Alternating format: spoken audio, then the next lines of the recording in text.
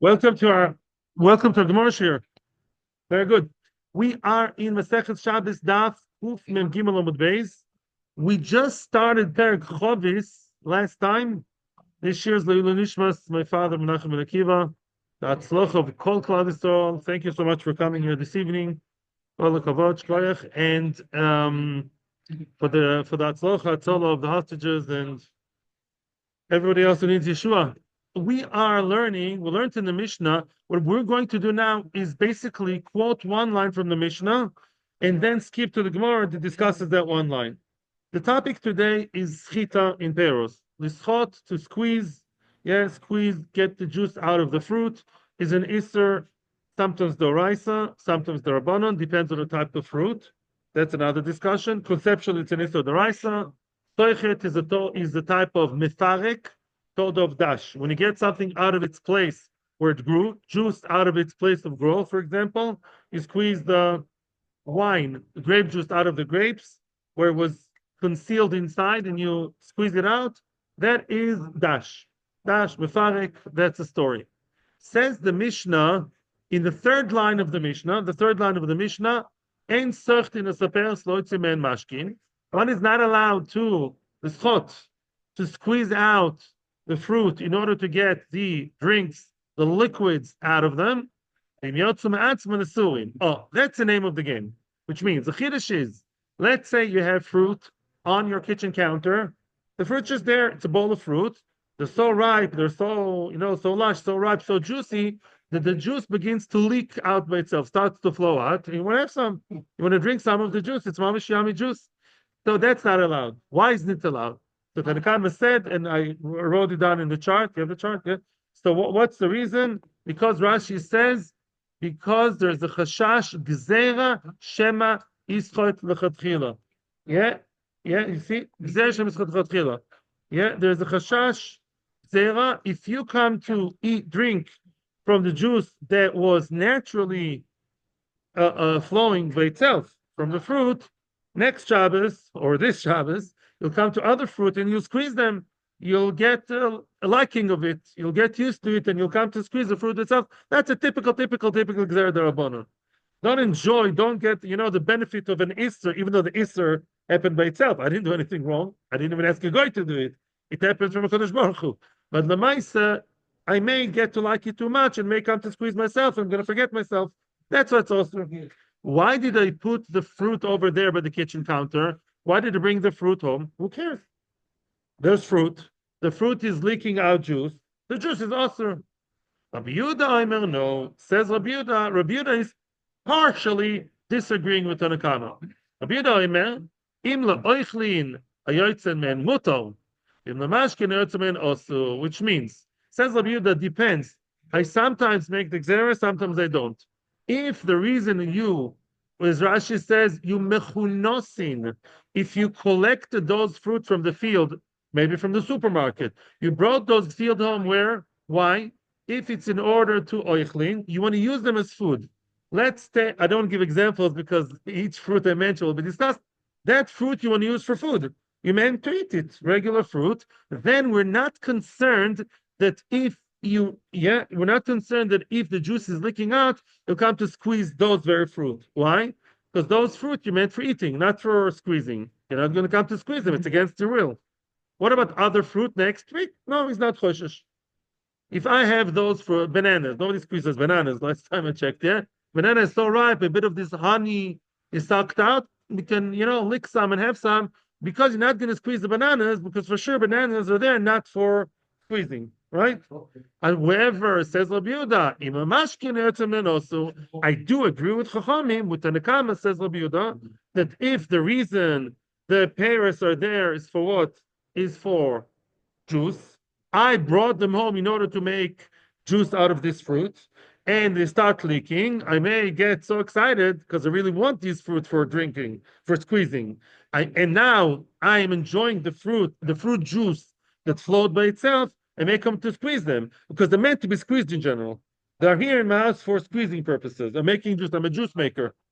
Sometimes people buy that even today, right? They buy juice in order to put them in the Ninja, in the whatever, in those machines, even today. Yeah. So if that fruit is designated for that, then even Rabbi Yehuda, who's more, remember, Rabbi Yehuda is always one step more makel. Rabbi Yehuda is more lenient always. The whole Mahalach in the Gemara, Rabbi Yehuda is always one step makel, but even he, the makel, agrees that if fruit is meant for juicing, then there's a chashash. You may come to squeeze, so don't drink from the liquid that came out. Ad kan Mishnah. I'm not reading the whole Mishnah now, just this. Let's go to the Gemara and skip to the two dots. Ein sochtinas aperos. Yeah? Ein sochtinas verse where you have the two dots. Omar Rav Yehuda, Omar Shmuel. Says Rav Yehuda, quoting Shmuel, we're going to see, I would say, at least three ways of understanding and explaining Machlokes Rav Yehuda and Tannaim. Explanation number one, that is Shmuel. Omar Rav Yehuda, Omar Shmuel. Rav Yehuda was known to be Shmuel's favorite talmud. Rav Yehuda quotes Shmuel, and he says, Moida Rabbi Yehuda the Tana, don't get confused. Rav Yehuda is an Amora talking about Rabbi Yehuda the Tana. Moida Rabbi Yehuda l'chachomim, b'zeisim v'anovim, which means, if you have on your kitchen counter zeisim v'anovim, you have olives or grapes, then even Rabbi Yehuda, which is usually lenient, here he would agree to Chachamim that if there is grape juice or oil leaking out, it's usher to drink from that. My time, eh? Why? Why is Rabbi Yehuda here agreeing to be more strict? Therefore, yoiv daite. Because generally speaking, as I said last time, you're not in cheer, I gave the statistics, remember? Till today, 2025, according to the AI, about 75% of all grapes in the world go for wine or grape juice. Only the minority go for eating. And oil is even worse when it comes, or better. Zeisim 90% goes for oil, and only 10% goes for eating. So that's why it is, and that's why it was. Most Zeisim Vanovim around the world, in all cultures, generally speaking, they go for the juice. They go for the shemen and yain. And also, there's another reason, which we'll discuss later, but not now. Also, halachically, wine and juice are choshev, wine and oil are choshev mashkim. And therefore, since the person normally uses it for schita, even though our guy, this Chaim Yankel, who brought them home, dafke, in order to eat them, lemaisa, it's true. He in particular wants to eat them. But once he sees, pshee, look at the nice grape juice that's coming out. Oh, look at the nice oil that comes out, squeezing it in, not squeezing. The one that's already flowing, he's putting in his tchina, on his pita, so nice, he's going to join the crowd. He's going to join the majority and will squeeze the Zeisim Vanovim. The Zeisim Vanovim are a higher risk of being wanted for the juices.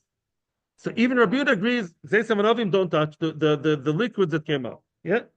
Okay. By the way, the chart I have here is only the last opinion, but it's like a jigsaw puzzle. That's opinion number one. The Ula Omar Rav, however, Ula quoting Rav, which is again Shmuel's opponent, he says no, he disagrees. No. Rabbi Yehuda is Rabbi Yehuda all the way through. Rabbi Yehuda is loyal to his own ideology. Rabbi Yehuda says, no, I always believe that if these fruit were there for eating, not for the liquids, you're allowed to benefit from the liquids that squeezed out by themselves, including Zeisim Vanovim. Not concerned. No. In other words, no, I don't think. If this guy wants them to be there for food, he'll keep them for food. And we're not concerned. He'll join the crowd, the majority, and start squeezing the Zeisim Vanovim, as popular as it may be. Now, Omar Rav, Rabbi Yochanan Omar, this is kind of a third opinion. Rabbi Yochanan is coming from a different approach. Rabbi Yochanan is not coming to explain the machlokes, he's coming to say what's the halacha. Rabbi Yochanan Omar, halacha to Rabbi Yehuda b'shar peiros, then halacha to Rabbi Yehuda b'zeisim vanovim, which means Rabbi Yochanan seems to agree with Rav. Why? Because Rabbi Yochanan seems to be saying that they really disagree all in all, yeah, which means really the disagreement is through and through. Like Rav.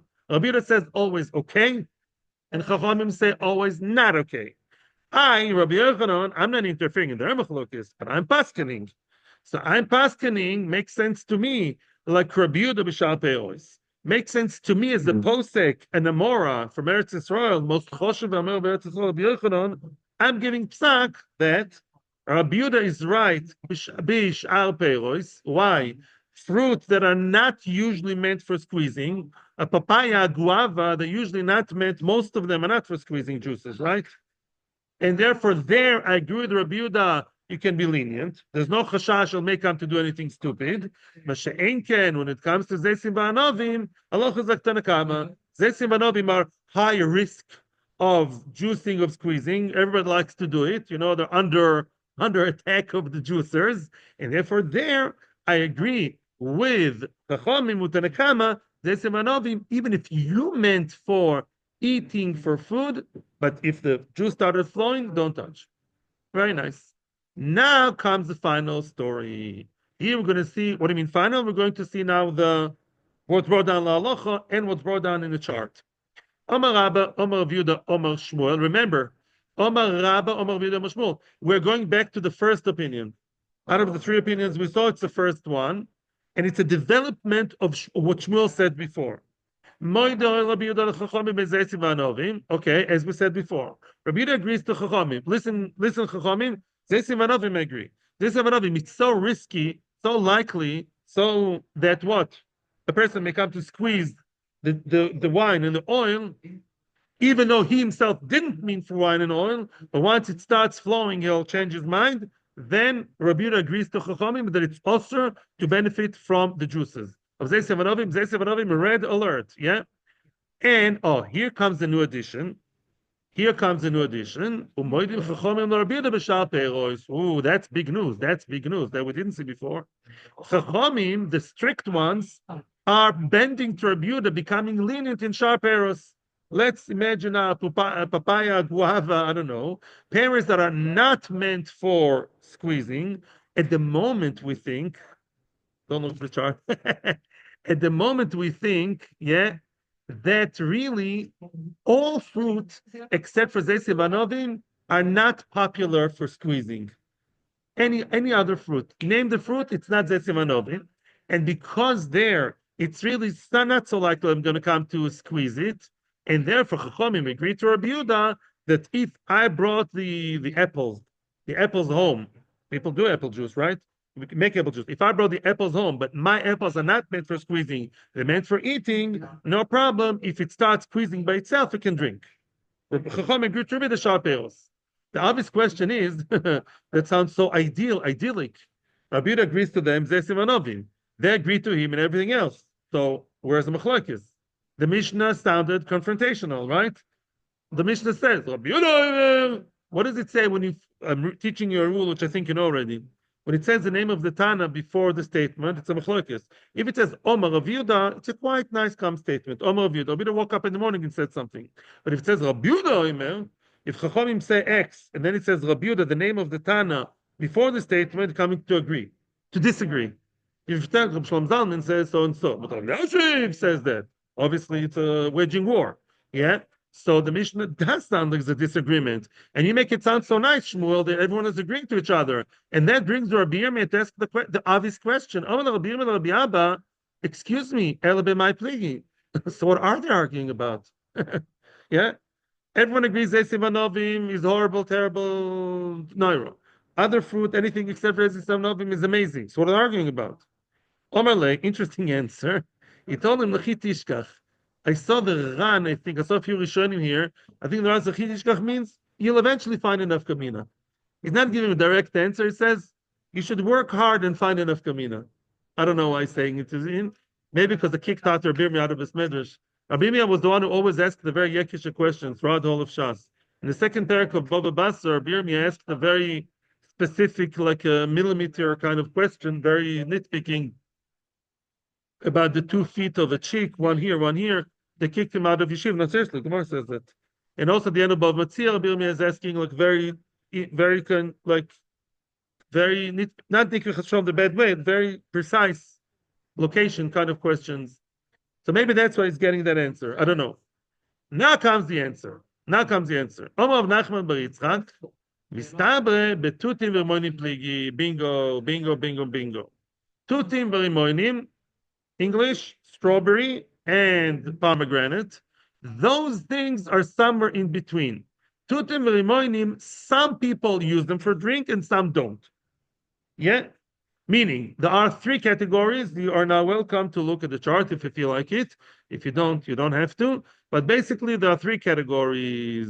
There is Zesim Vanovim. On the other extreme, there's everything else, almost. In the middle, there is Tutim Verimoinim, strawberry juice, very common. Pomegranate juice, very common, but not as common as Zesim Vanovim, right? Zesim Vanovim are mainly for juice. Papaya, guava, never, or almost never. Maybe today, yes, but very, very uncommon.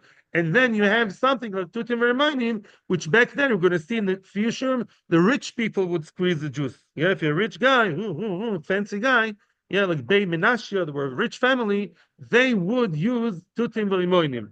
So now on that middle case, bang in the middle, tutim verminim, that's where they argue. The Tanya, as we see in the Brisa. Let's see what the Brisa says.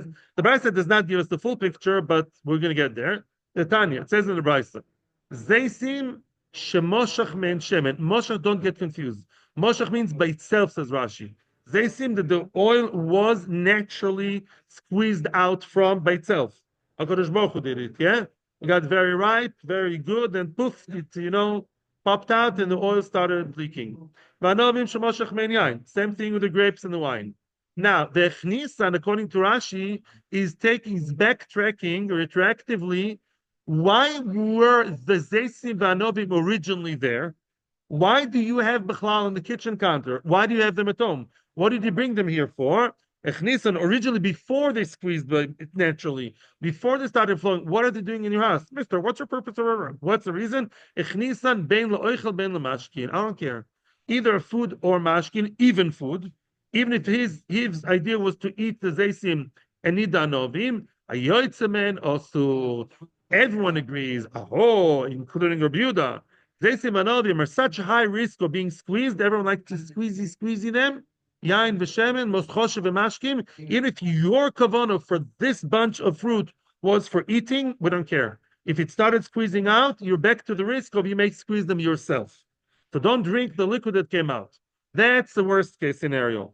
Middle case number two. Case two, tutim shemoshach men mayim. The juice of the tutim of the strawberry is not called juice. There's no word for juice, by the way, in the Torah Mamish. Meats is not so used. It's like water because the color is very faint. So it's like May Peiros. We're going to get there soon. Halachically, the only 7 liquids are called liquids. All the other ones are called like the Zeas Peiros. That's how the broch is shakol. The broch on tutim is shakol because it's like the refuse of the tutim. It's not a choshev part. It's like mine. Rimonim shemoshach men yain. Oh, what does it say yain? Rimonim is what? The pomegranate. It's not really wine. It's called wine because it's very colorful. The juice of the pomegranate, if you know, it has strong color. So it's called wine, even though it's not wine. Bekitzer, it doesn't matter. The tutim rimonim have juice, water, whatever you want to call it, liquid squeezing out naturally by itself. So now depends. If originally the reason why you put them in the storage, in the kitchen, whatever, was originally to eat them, you like to eat the tutim. By the way, can be very wormy. Check them for worms if you can, whatever. Bodek. But if you originally wanted to eat the tutim, ayotzeme and muto. Everyone agrees. You see? Everyone agrees. The what? Yotzeme and muto? No, not true. That's the point of machlokas. That middle case is where they argue. Hayotzen men muta, when is it okay? Only if it's meant for food, but lemashkin velestam, hayotzen men also div Rabbi Yehuda. Here comes Rabbi Yehuda's big moment. Here Rabbi Yehuda says, I disagree with the Nakama, and I say, depends why you brought the tutim verimoinim here. If it's meant for drink or for what's stam, it's important to know stam. We're going to harp on it later. Stam means, I don't know, I brought them. I haven't decided yet.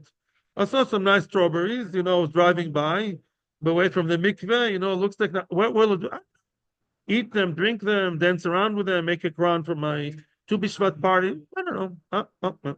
So if there is mashkim or stam even, also diva Rabbi Yehuda. But if it's not for stam or mashkin, if it is definitely for eating, then Rabbi Yehuda says no problem. If I know I bought these two timid limonim only for eating and eating only, even though the juice comes out by itself in the middle of Shabbos, so succulent, so tempting. But if I know I brought it home for eating, it's okay, and I'm allowed to drink the juice. I'm not going to change my mind by two timid limonim. The Chachamim oimrim, or that's what they argue. Chachamim say no. That's where we put our foot down. Ben loichlin, ben lamashkin, ertzamen also. Very good. Both oichlin and mashkim say chachamim. Both cases, I don't care why you bring it, even if you brought it for food. Since some people do drink the juices of the tutim rimonim, it's a minority, but some people do. It is doable. It's not crazy to drink the mayim, the meats of tutim rimonim, and therefore what? Therefore, yoitzamen also, even if you meant them for food. The missing link is what? What about the third group? The Gemara will discuss it later, but I did fill the chart because you'll see the Gemara says later, as we said before, that if we have other fruit below tutim rimonim, guava, papaya, I don't know, these juices do exist today. I know today they destroyed everything. Everything is a juice, but other juices that are very, very rarely or not at all used for drinks, then even Chachamim would agree that if I collected them for oichel and everybody uses them for oichel, then even if it's leaking out, I can drink the juice. Okay? That chart is a good chart. Memorize it at home. Now, the Gemara is going to go not exactly on a tangent.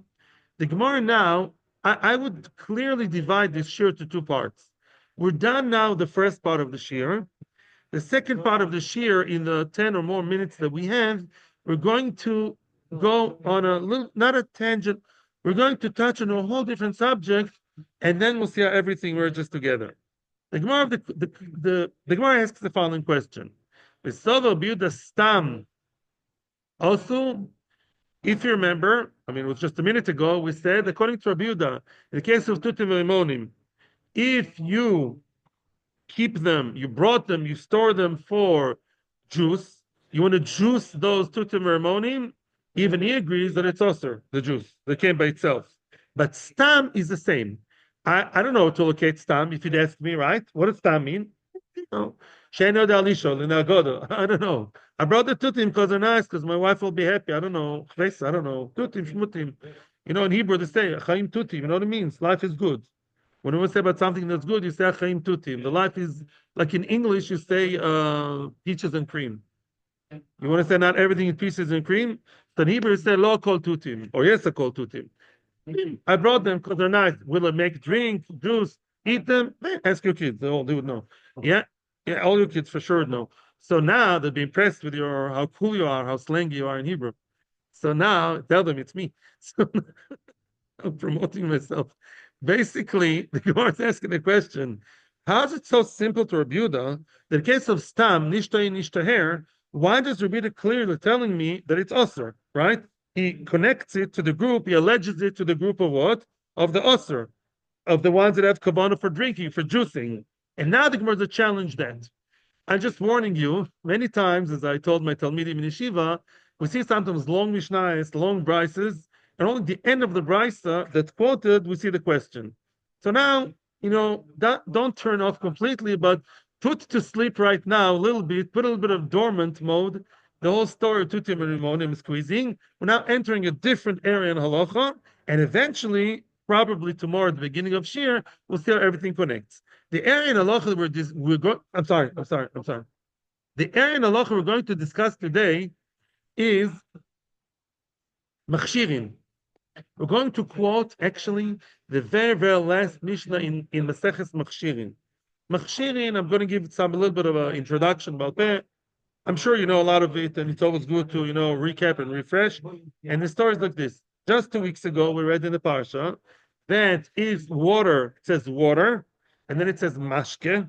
If water afterwards, described as mashke, touches food, only then the food becomes mukhshal to receive tuma. As we know, let's say you have any fruit you want, apple, orange, meat also. anything that wasn't yet touched, but Shivas Mashkim, one of water, and the other 6 drinks, the 7 drinks, cannot become Tomeh. Let's say you have an apple that was cut off the tree, was picked from the tree. Forget about Meiser, although it does make a difference now. And now that our apple was never touched by water after it was picked. If it was touched by water before it was picked, because the rain came, doesn't make a difference. If it's now dry, never touched by water, or the other 6 drinks we're going to talk about, and then a dead rodent and a dead person, and indeed the Zav all touched it, immune. Like a Chavar Knesset can do all the crimes in the world. Yeah, immune. Yeah.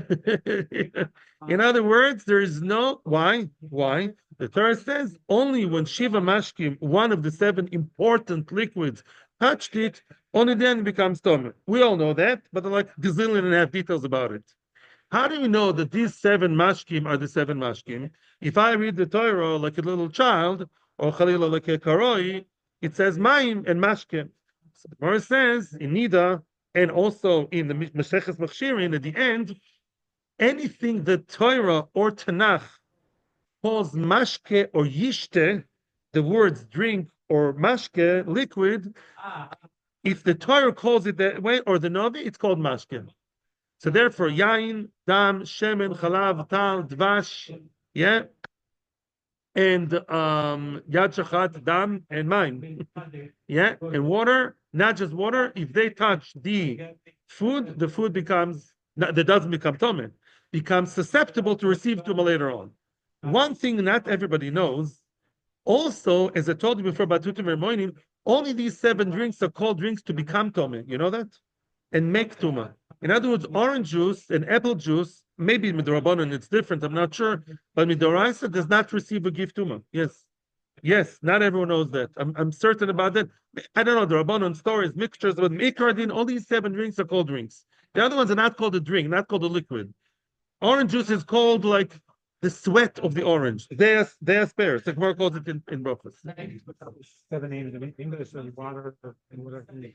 Yad shachadam, yain, wine, dam, blood. You may ask people don't drink blood. We're going to discuss that, I promise. Shemen, oil, olive, milk, test, tal, dew, DW, mountain dew, dew, yeah, and dvash, honey. Honey is a drink, yeah.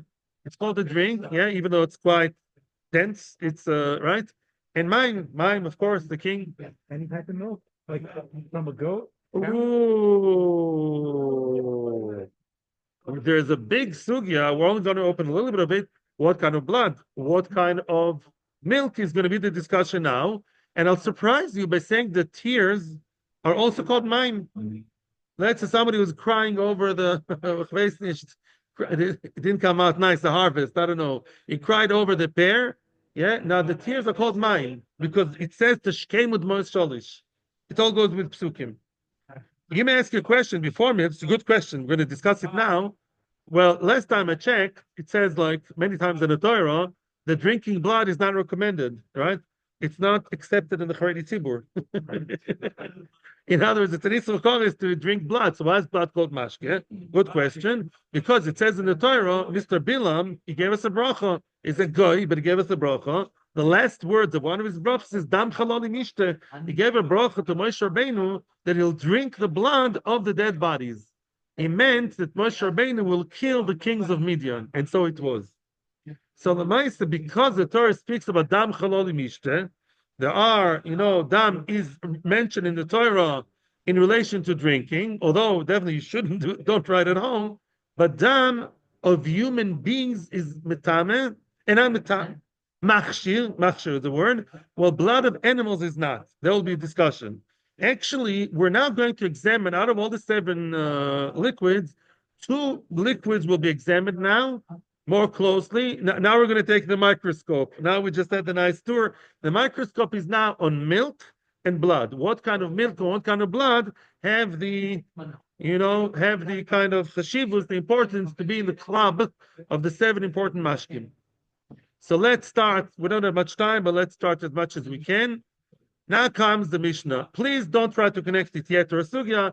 Eventually, we'll connect everything. V'atanan. This is the last Mishnah in Mechshirin.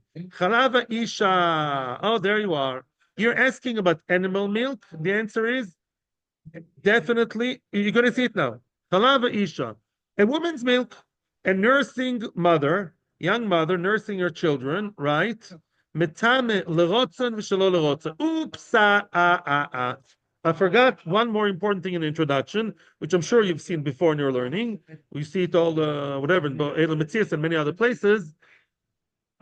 Usually, we're going to see an exception now. Usually, the condition is it's only machshir, the different seven, the shivas mashkim are only machshir if you either do it beyadayim, you take the hose and you sprinkle the water on your fruit, or the honey, or the whatever, or it happens by itself and you're happy about it. It says kiyitan, and we read it kiyutan, which means if the person, let's say rainwater falls on my tomatoes, and I really don't want that. Such delicate tomatoes, the strong rain is going to ruin them. You say, I call it toivo,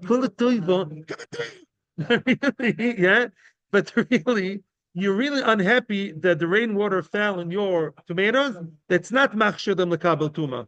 Yeah, some worker, some Sri Lanka worker came and he put some milk on your stuff by making milkshake stuff. Yeah, you're not happy with that. They're not mukshar.